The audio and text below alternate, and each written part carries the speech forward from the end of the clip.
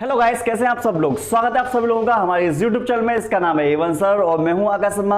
आज आप लोगों के लिए लेकर आया हूं मोस्ट इंपोर्टेंट वीडियो। इस वीडियो के माध्यम से आप लोगों को बहुत कुछ सीखने को मिलेगा, प्लस कम समय में आप लोगों को ये वीडियो बहुत ज्यादा नंबर देने वाली है। तो इस वीडियो को आप लास्ट तक देखना। और ये जो टॉपिक मैं आप लोगों को बताने वाला हूं, ये टॉपिक है हमारा, ये हमारा मॉडल के क्वेश्चंस हैं, ये हमारे मोस्ट इंपोर्टेंट क्वेश्चंस हैं, ये हमारे रहेंगे आपके जेनेटिक्स चैप्टर के। जैसा कि शायद आप लोगों को पता होगा कि जेनेटिक्स चैप्टर जो है वो आप लोगों के पेपर में 9 नंबर का आने वाला है। और आप लोगों को बता दें कि अगर एक चैप्टर से आपको 9 नंबर मिल सकते हैं, तो इसके बाद में जो वीडियो बनाऊंगा उससे भी आपको 9 नंबर मिलेंगे। मतलब ये वाली जो यूनिट है आपको 18 नंबर देकर जाएगी। 18 नंबर मतलब ये वाली यूनिट कर लीजिए, और जो मतलब पहली वाली यूनिट है वो कर लीजिए 14 नंबर की वो है। तो मतलब इन दोनों यूनिटों से आप बहुत अच्छे नंबर ला सकते हैं। इससे पहले मैं 3 वीडियो डाल चुका हूं। पुष्पी बादल में लगे जनन, उसकी वीडियो आप लोगों को मिल चुकी है। मानव जनन, इसकी वीडियो आप लोगों को मिल चुकी है। और उसके साथ साथ मैं पहली यूनिट का टोटल कंप्लीट टेस्ट में आप लोगों का ले चुका हूं।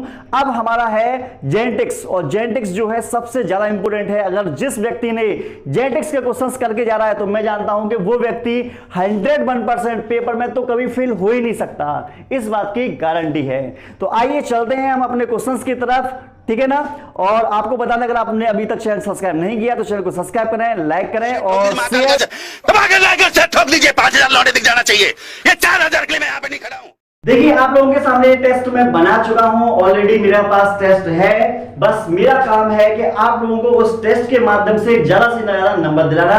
तो अभी हाल फिलहाल में आप लोगों के जो प्री बोर्ड आने वाले हैं, या आपके हाफली एग्जाम आने वाले हैं, या बोर्ड एग्जाम आने वाले हैं, 101% कह रहा हूं कि इस क्वेश्चंस में से, इस जो मैं आप लोगों को मोस्ट इंपोर्टेंट क्वेश्चंस करा रहा हूं, इसमें से अगर यूपी बोर्ड में ना आए ना, तो मेरे चैनल में कमेंट करके बताया ना कि सर आपने जो टेस्ट बताया था, जो क्वेश्चंस बताए थे, इसमें से कुछ भी नहीं आया। आप मुझसे जरूर कह सकते हैं। लेकिन अगर आया है, और अगर मुझे पक्का पता है भाई आएगा, निश्चित आएगा, तो आपको बिना स्किप किए लास्ट तक चीजों को देखना है, समझना है, ठीक है ना। तो चलते हैं सबसे पहले ऑब्जेक्टिव क्वेश्चन की तरफ। तो सबसे पहला है, यदि एक विषम युग्मजीव लंबे पादप का एक समयुग्मजीव बौने पादप के साथ क्रॉस कराया जाए, तो बौने पादप का परसेंटेज क्या रहेगा। तो देखो, आपको करना क्या है वो मैं आप लोगों को सिखाता हूं और समझाता हूं, ठीक है ना। सबसे पहले बात करते हैं विषम युग्मजीव लंबे। विषम युग्मजीव लंबे का मतलब है मैं आपको हवा में चीजें सिखाऊंगा, ठीक है। अगर आप लोग तैयार हैं तो मुझे बताइए, यस सर हम तैयार हैं हवा में समझने के लिए। अगर चीजों को आप सीख चुके हैं तो आपको हर एक शब्द हवा में दिखाई देने लगेगा। दिखाई कैसे देगा मैं बताऊंगा ना। एक तरफ है हमारे पास लंबा पौधा, यहां पर कैपिटल टी, पहला कौन सा है, कैपिटल टी और स्मॉल टी, ये विषम युग्मजीव लंबे पौधे होते हैं। दूसरी तरफ है समयुग्मजीव बौने, मतलब एक तरफ कैपिटल टी स्मॉल टी, एक तरफ स्मॉल टी स्मॉल टी। दोनों का जब मैं संकलन कराऊंगा तो मेरे पास क्या मिलेंगे, 50% तो मिलेंगे मतलब कि संकर लंबे पौधे, और 50% मिलेंगे बौने पौधे। तो आपसे पूछा गया है कि बौने पौधे का परसेंटेज क्या है, तो आप बताएंगे 50% बौने पौधे होंगे, ठीक है ना। अगले क्वेश्चंस की तरफ चलते हैं। इसमें जो आंसर आएगा पहले का रहेगा तीसरा, ठीक है। अगला है, मेंडल के एक गुण प्रसंकरण में कौन सी पीढ़ी हमेशा विषम युग्मजीव रहती है। मैंने आप लोगों को ऑलरेडी पहले बता चुका हूं कि हमेशा कोई सी अगर पीढ़ी विषम युग्मजीव रहेगी तो वो सिर्फ और सिर्फ रहेगी F1 पीढ़ी को फर्स्ट जनरेशन वाली पीढ़ी बोलते हैं। तो इसमें आंसर आएगा प्रथम संतानी पीढ़ी, ऑप्शन ए, फर्स्ट वाला, ठीक है ना। अगला है, टर्नर सिंड्रोम के लिए निम्न में से कौन सा संकेत सही है। टर्नर सिंड्रोम ये मतलब कि ऐसी बीमारी है जो जन्म से बच्चों में आती है, ठीक है। उसे अनुवांशिक रोग या जन्मजात रोग हम बोलते हैं। तो इसमें पहला है AAXXY। तो AAXXY आपको अगर दिखाई दे जाए तो वो जो बीमारी होती है वो होती है क्लाइनेफेल्टर सिंड्रोम। क्लाइनेफेल्टर सिंड्रोम में एक ही व्यक्ति में पुरुष और महिला दोनों के लक्षण आ जाते हैं, ठीक है ना। अगला है AAXO। तो आपको बता दें टर्नर सिंड्रोम में एक लिंग गुणसूत्र की कमी हो जाती है, जिसके कारण 42 गुणसूत्र रह जाते हैं। तो इसमें आंसर आएगा AAXO, ये इसका बिल्कुल सही आंसर है, ठीक है। आगे बात करते हैं, हरगोविंद खुराना जाने जाते हैं। जैसा कि आप लोगों को पता होगा, हरगोविंद खुराना नाम हमारे इंडिया का है, और इंडिया से ये मतलब बिलोंग करते हैं प्रोटीन संश्लेषण के लिए, RNA की खोज के लिए, DNA की खोज के लिए, DNA लाइगेज एंजाइम की खोज के लिए। हमारे देश के वैज्ञानिक ने एक ये खोज की है। मैं देखना चाहता हूं कि आप लोगों में से कितने लोगों को पता है। आप मुझे कमेंट सेक्शन में बताइए कि हाँ सर हमें पता है कि इन्होंने क्या किया था। मुझे 4 ऑप्शन में से बताइए। अगर आपको नहीं पता होगा तो मुझसे पूछिए कि सर इसका अच्छा, हमको सिखा रिया क्या है। आएगा मैं आपको जो बताऊंगा, लेकिन कमेंट में बताऊंगा। लेकिन पहले मैं ये देखना चाहता हूं कि आप लोगों को क्या इसका आंसर पता है या नहीं पता। ठीक है ना, ये आप लोगों को मैं होमवर्क दे रहा हूं, अभी करना है आपको। ठीक है, जाओ कमेंट में और अभी कमेंट में या तो मुझसे पूछिए या फिर आप खुद बताइए। ठीक है, आगे चलते हैं। संतान को पिता से कितने जीन्स प्राप्त होते हैं? तो जैसा कि आप लोगों को पता होगा कि अगर मान लीजिए किसी बच्चे का विकास हो रहा है, किसी बच्चे का विकास हो रहा है, तो इसमें आप लोगों को शायद ये वाली बात, एक मिनट,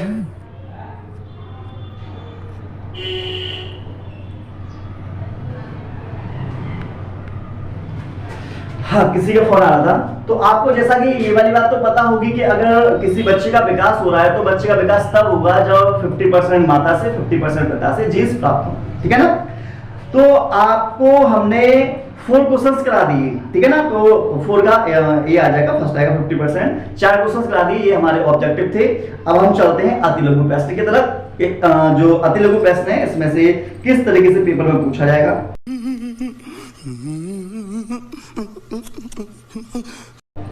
आप लोग तैयार है ना? बहुत इंपॉर्टेंट क्वेश्चन है। मैं बोल रहा हूं आप लोगों से कि आप लोगों के दोस्त जितने भी हैं, आप उन सभी लोगों को वीडियो को शेयर जरूर किया करो। पहला काम है कि जो वीडियो हम लोग आप लोगों के लिए बनाते हैं, YouTube पर जाकर डायरेक्ट देखा करो। आप वेट मत किया करो कि सर व्हाट्सएप पर मतलब कि हमें बताएंगे तभी करेंगे। मैं आप लोगों को इन्फॉर्मेशन बता दूंगा, तो न्यू वीडियो आ चुकी है, देखिए। तो YouTube पर जाया करें, YouTube पर सर्च करके तब वीडियो देखा करो, जिससे कि ये है कि वीडियो जो है वो भी मतलब कि मेरे लिए इफेक्टिव रहेगी। ठीक है ना? वाह क्या सीन है, वाह क्या सीन है। चलिए अगला है डाउन सिंड्रोम कायिक गुणसूत्र के किस जोड़े में एक गुणसूत्र बढ़ने से उत्पन्न होता है? तो डाउन सिंड्रोम देखिए तब होता है जब 21वीं जोड़ी में एक गुणसूत्र की अधिकता हो जाती है, जिसे बोलते हैं हम ट्राइसोमी। अगर 21वें गुणसूत्र में ट्राइसोमी होती है तो कौन सा रोग होता है? आप बोलेंगे ट्राइसोमी हो जाती है, तो डाउन सिंड्रोम रोग होता है। डाउन सिंड्रोम को या मंगोलियाई जड़ता बोलते हैं, मंगोलिज्म भी इस बीमारी को बोला जाता है। मोस्ट इंपोर्टेंट, पेपर में बहुत बार आ चुकी है। अगला है मेंडल ने अपने प्रयोग के लिए कितने लक्षणों का चयन किया? किन्हीं 2 लक्षणों के नाम लिखो। अनुवांशिक जनक कौन है? एक ही प्रश्न में 3 प्रश्न मैंने आप लोगों से पूछ रखे हैं। मेंडल ने अपने प्रयोग के लिए कितने लक्षण का चयन किया? 7 तुलनात्मक लक्षण का अध्ययन किया था, पता होगा शायद आपको। अगला है किन्हीं 2 लक्षणों के नाम लिखो। याद है ना? पौधे का लंबापन, बौनापन, बीज का गोल, झुर्रीदार। 2 पूछे, 2 आपने बता दिए। अनुवांशिकी के जनक कौन है? तो ग्रेगर जॉन मेंडेल, जो ऑस्ट्रिया देश के थे। इनको जेनेटिक्स, फादर ऑफ जेनेटिक्स बोला जाता है। ठीक है ना, समझ में आ गया आपके?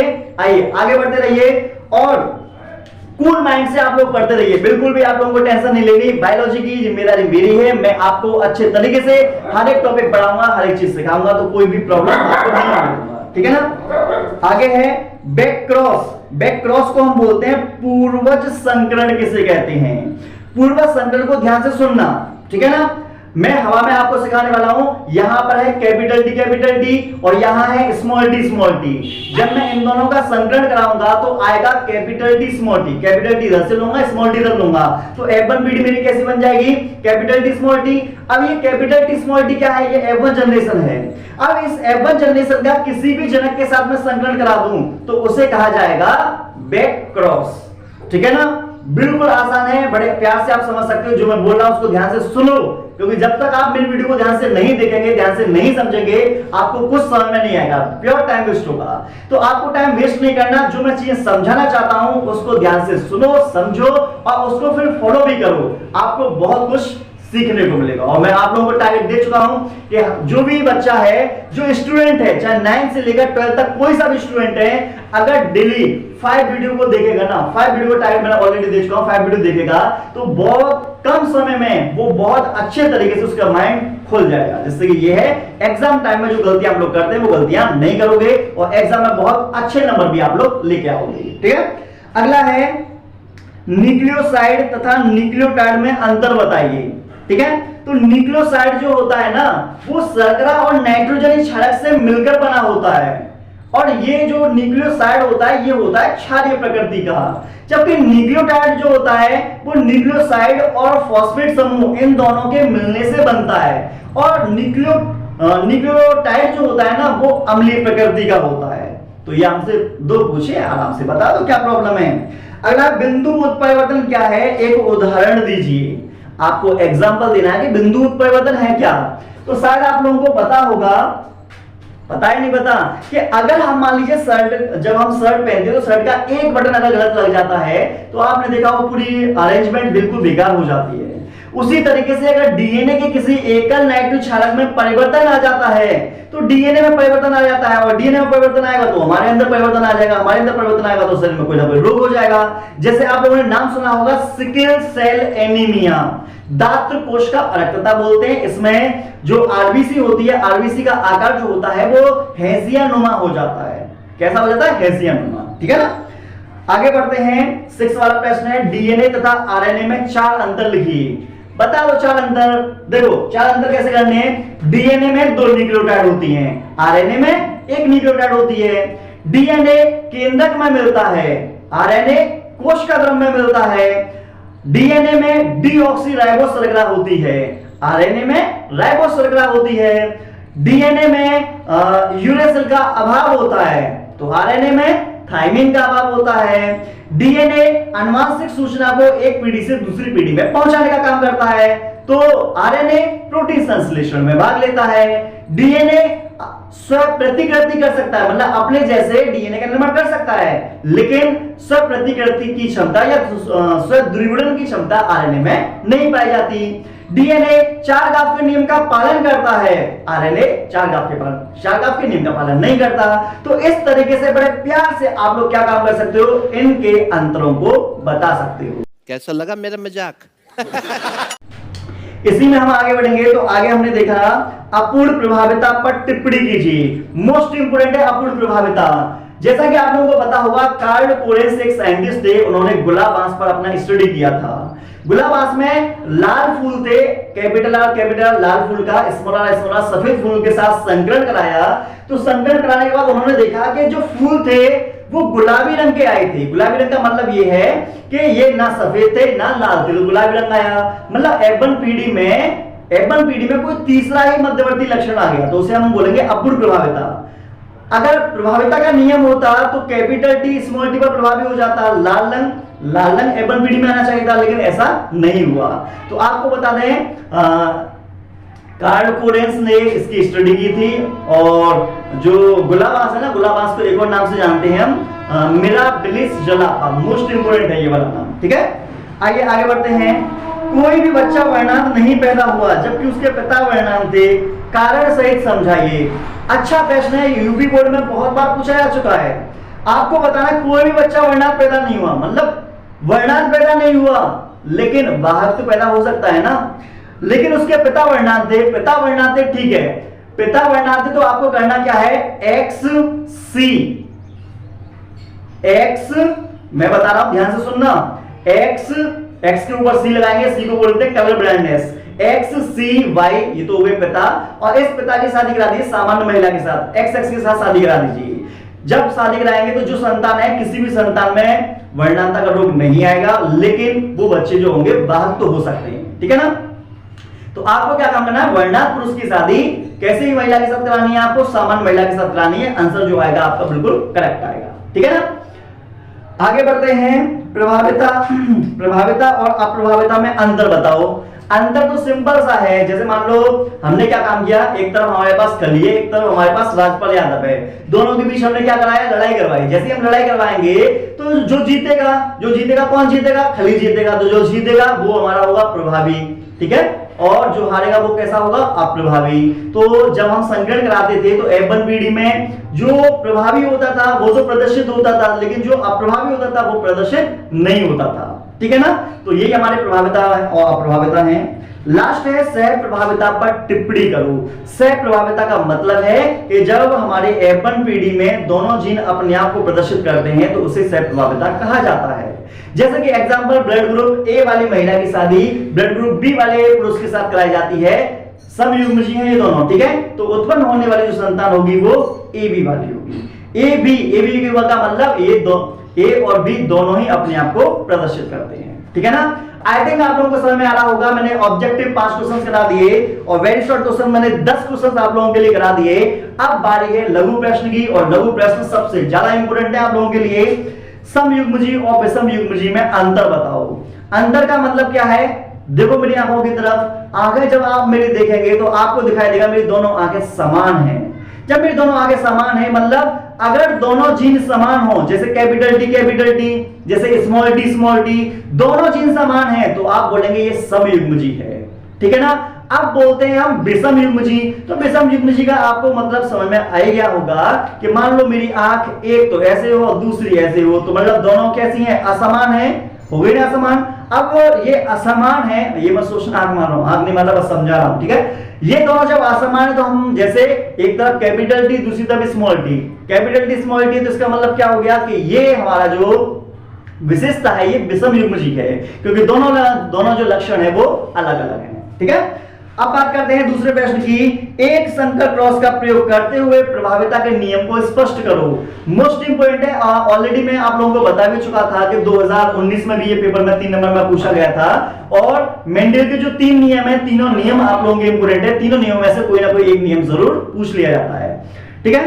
तो पहला नियम है, आप वहां पर स्पष्ट कर देना। अगला है अनुवांशिकी में मार्गन का महत्व। आप लोगों को हम बता दें, जैसे अनुवांशिकी के जनक जो माने जाते हैं वो हमारे ग्रेगर जॉन मेंडल माने जाते हैं। इन्होंने मटर के पौधे पर पाइसम सटाइम पर अपने एक्सपेरिमेंट किए थे। उसी तरीके से फादर ऑफ मॉडर्न जेनेटिक्स जो बोला जाता है वो हमारे टी.एच. मार्गन को बोला जाता है, थॉमस हंट मार्गन को बोला जाता है। इन्होंने अपनी जो स्टडी की थी वो फल मक्खी पर की थी। फल मक्खी को ड्रोसोफिला बोला जाता है। इसके गुणसूत्र की संख्या 8 होती है, ये भी आप लोग ध्यान रखना, ठीक है।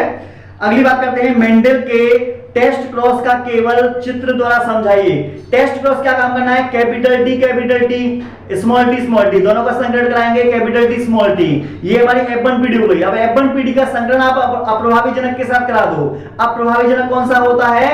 स्मॉल टी, ठीक है। तो F1 पीढ़ी का संकरण जब अप्रभावी जनक के साथ कराएंगे तो आपको जैसा कि पता होगा, अप्रभावी जनक के साथ कराएंगे तो टेस्ट क्रॉस इसे हम बोल देते हैं। और टेस्ट क्रॉस के माध्यम से हमें पता चल जाता है कि जो हमारे जनक हैं वो प्रभावी हैं या अप्रभावी हैं, मतलब जीनों का जीन ज्ञात करने के लिए हम इनका इस्तेमाल करते हैं, ठीक है। आगे बढ़ते हैं। पक्षियों में लिंग निर्धारण किस प्रकार होता है? जैसे मनुष्य में लिंग निर्धारण होता है उसी तरीके से पक्षियों में भी होता है, उसी तरीके से मधुमक्खियों में भी होता है। तो आप लोगों को क्या काम करना है? पक्षियों में लिंग निर्धारण को जानना है, ठीक है। जेड, अगर जेड है तो क्या होगा? जेड है तो नर पुरुष हो, नर पक्षी होगा मतलब तोता होगा। अगर जेड डब्लू है तो मादा पक्षी होगा, ठीक है, मुर्गी होगी। आगे बात करते हैं। डिटेल में ऑलरेडी मैं पढ़ा चुका हूं। अगर आपके पास मॉडल है, चीटिंग करता है तू, चीटिंग करता है तू। आपके पास किसी टीचर के नोट्स हैं तो उनमें से इन प्रश्नों के आंसर जरूर याद कीजिए। और या आप किसी वीडियो कोचिंग में पढ़ते हो तो वहां पर बोलिए सर ये वाले प्रश्न इंपॉर्टेंट है, आप इन्हें हमें पढ़ा दीजिए, समझा दीजिए, ठीक है। या कहीं पर भी कोचिंग नहीं पढ़ते तो सेल्फ आप मॉडल लेकर आइए। मॉडल आप ले सकते हैं, जैसे मान लो आप मास्टरमाइंड ले सकते हैं, काफी अच्छा मॉडल है, इसमें आपको बहुत कुछ सीखने को मिल जाएगा, ठीक है ना। अब बात करते हैं, आगे चलते हैं। दीर्घ प्रश्न सबसे ज्यादा इंपॉर्टेंट है क्योंकि यहां से हमें 5 नंबर मिलने होते हैं। पहला है मेंडल का पृथक्करण क्या है? पृथक्करण का नियम क्या है? मतलब ये है कहना, उदाहरण सहित स्पष्ट करो। पेपर में 5 नंबर का आता है। पृथक्करण का नियम जो है बहुत ज्यादा इंपॉर्टेंट है, आप लोग इसे याद करके जरूर जाना। अगला है मेंडल के स्वतंत्र अभिविभजन के नियम का वर्णन कीजिए। इसकी पुष्टि द्विसंकर संकरण का रेखाचित्र बनाइए। द्विसंकर संकरण का मतलब होता है जब 2 जोड़ी तुलनात्मक लक्षण का आपस में संकरण कराया जाता है तो उसे द्विसंकर संकरण कहा जाता है। जैसे यहां पर हम क्या काम करेंगे? यहां पर हम गोल पीले बीज का संकरण झुर्रीदार हरे बीजों के साथ करेंगे, ठीक है ना। तो 2 इधर हो गए, 2 इधर हो गए, 2 जोड़ी हो गई, ठीक है ना। अगर हम एकल संकर संकरण की बात करें तो इसमें क्या आएगा? जब एक जोड़ी तुलनात्मक लक्षण का आपस में संकरण कराया जाता है तो उसे एकल संकर संकरण कहा जाता है। इसका मतलब ये होता है, ये मैंने आपको बता दिए, एकल संकर संकरण प्रयोग से प्रभाविता का नियम, युग्मकों की शुद्धता का नियम, ये दोनों करे जा सकते हैं, ठीक है ना। और जो लास्ट वाला है स्वतंत्र अभिविभजन का नियम, इसे हम कर सकते हैं द्विसंकर संकरण के प्रयोग से, ठीक है। अब बात करते हैं मानव में लिंग निर्धारण कैसे होता है। मोस्ट इंपोर्टेंट है, मानव में लिंग निर्धारण कैसे होगा। अब मैं आपको बहुत डिटेल में बताने वाला हूं। जैसे मान लीजिए मैं प्यार समझा रहा हूं, जैसे यहां पर नर है, यहां मादा है। नर में शुक्राणु बनेंगे, नर में वृषण होगा, मादा में अंडाशय होगा, नर में शुक्राणु बनेंगे, मादा में अंडाणु बनेंगे। शुक्राणु होंगे 2 टाइप्स के, एक्स वाले और वाई वाले। शुक्राणु में गुणसूत्र की संख्या आपको पता होगी 23 होती है। अंडाणु भी सेम बनेंगे, एक्स वाले और एक्स वाले। अंडाणु समान होते हैं और पुरुष में शुक्राणु अलग होते हैं, एक्स वाले और वाई वाले। अगर एक्स शुक्राणु का मिलन एक्स अंडाणु के साथ होता है तो उत्पन्न होने वाली संतान लड़की होगी। अगर वाई शुक्राणु का मिलन एक्स अंडाणु के साथ होता है तो उत्पन्न होने वाली संतान लड़की हो, सॉरी लड़का होगा, आपके लड़का होगा। अगर एक्स एक्स मिलेंगे तो लड़की, अगर एक्स वाई मिलेगा तो लड़का। इस तरीके से लिखकर निर्धारण किया जाता है। और आपको बता दें मानव में गुणसूत्र की संख्या जो होती है वो 46 होती है। 44 या 22 जोड़ी हमारे शरीर के अंदर अलिंग गुणसूत्र होते हैं और सेक्स क्रोमोसोम जो होते हैं, लिंग गुणसूत्र जो होते हैं वो 1 जोड़ी होते हैं। ठीक है ना। इसको डिटेल में ऑलरेडी मैं आप लोगों को वैसे बता चुका हूं, लेकिन आप लोग क्या काम करेंगे, मैंने क्वेश्चंस बता दिए, इसको आप अच्छे से याद करके आएंगे। लास्ट है इसी में आपका ब्लड ग्रुप के बारे में, ब्लड ग्रुप पर आपको टिप्पणी करना है, विशेषताएं आप लोगों को इसके बारे में बतानी है। ठीक है ना। तो ब्लड ग्रुप आपका हो गया। तो इस तरीके से हमने क्या काम किया कि पूरे चैप्टर के जितने भी इंपोर्टेंट क्वेश्चंस थे वो सारे क्वेश्चंस हम लोगों ने किए। हमने जाना कि इन क्वेश्चन को सॉल्व कैसे करना है। ठीक है। उसके साथ साथ में अब मैं आप लोगों को बताता हूं आप लोगों को पढ़ना कैसे। जैसे मान लो आज मैंने ये आपको दी, आपको एक दिन में ये पूरा याद नहीं करना। आप क्या काम करेंगे, पहला दिन है, ये 3 दिन में आपका काम है, 3 दिन का काम है। पहले दिन सिर्फ ऑब्जेक्टिव और वेरी शॉर्ट क्वेश्चन आप याद करेंगे, दूसरे दिन आप सिर्फ लघु को याद करेंगे और तीसरे दिन आप केवल लॉन्ग को याद करेंगे। इस तरीके से आप मतलब 3 दिन में पूरे चैप्टर को याद कर पाओगे और बहुत अच्छे नंबर ला पाओगे। इस चैप्टर से आपको 9 नंबर मिल जाएंगे जो कि बहुत ज्यादा है। आप लोगों को हमारी ये वीडियो कैसी लगी आप हमें जरूर बता के जाइए और उसके साथ साथ में लोगों को ज्यादा से ज्यादा इसे शेयर कीजिए, लोगों को बता। इसी के साथ आज की मजदूरी यहीं खत्म करते हैं। अगर तुम्हें वीडियो पसंद आई तो लाइक मारो या सब्सक्राइब करो। वो जो लाल वाला बटन है उस पर फूट फेंक के मारो या फिर मोमबत्ती, मुझे नहीं पता, बस क्लिक हो जाना।